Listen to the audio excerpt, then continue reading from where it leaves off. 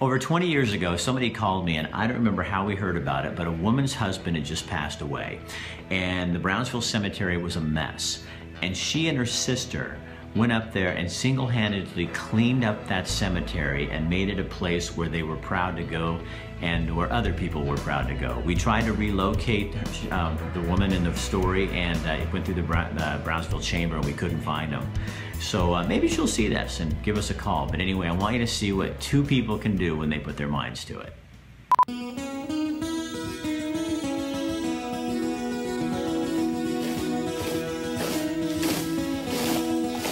There is 8 acres up here to mow.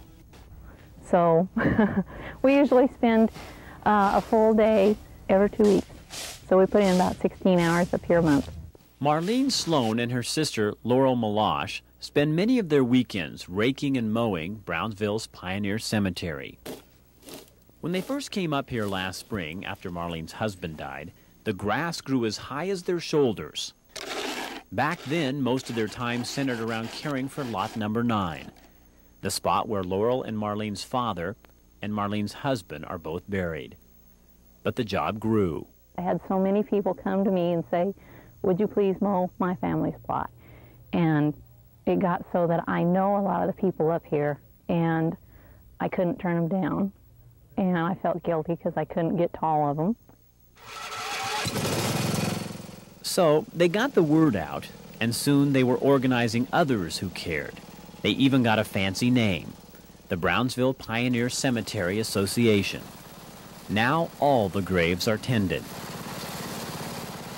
Sloan and Malash grew up in Brownsville. Mrs. Blaine, she passed away here in, I believe it was April, and she would have been 101 in September. And I knew her as a little girl. I used to trick-or-treat her house. And she was really sweet, and she had snow white hair and bright blue eyes. And she made the best chocolate chip cookies in town. And Milt Elliott and his wife are buried here. And the list goes on and on. People like Indian Liz, the last of the Kalapuya tribe. She was 109. There's Eliza Spalding Warren, the first white child born this side of the Rocky Mountains who lived to reach maturity. The people up here are people who are part of my past, and presently I do it because it makes me feel good, and just to see somebody else that comes up here to visit a grave, and they don't have to look at a grave that looks like it's totally forgotten. And someday it will be in my future because I plan to be buried here. She remembers the day she watched an elderly woman crying. When asked what was wrong, the lady said she could not find her sweetie's grave.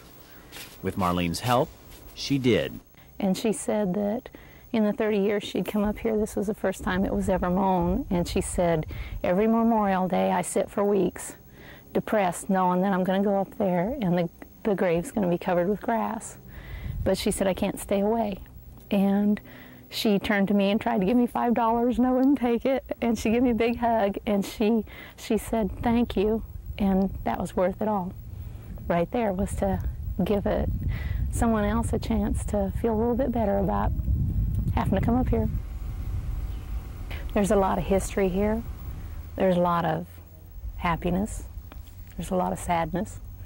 They lived, they died, they laughed, they cried.